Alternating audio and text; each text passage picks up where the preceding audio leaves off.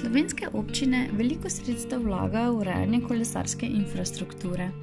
Nova in boljša infrastruktura še ne pomeni nujno sprememb v potovalnih navadah prebivalcev, zato je dobro, da investicije spremljajo ukrepi za spodbujanje hoje in kolesarjenja.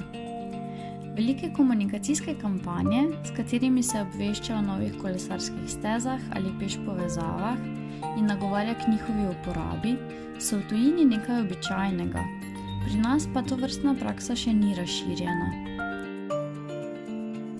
Mestna občina Velenje je leta 2018 uspešno pridobila sredstva iz različnih finančnih mehanizmov in pričela urejati mestno kolesarsko omrežje. To zdaj obsega že več kot 30 km urejenih poti.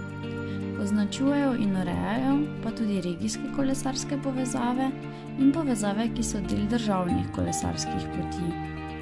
Sočasno izvajajo še številne manjše projekte, zato so komuniciranje o vseh aktivnostih na tem področju poenotili s celostno grafično podobo in sloganom Moje mesto, moja izbira.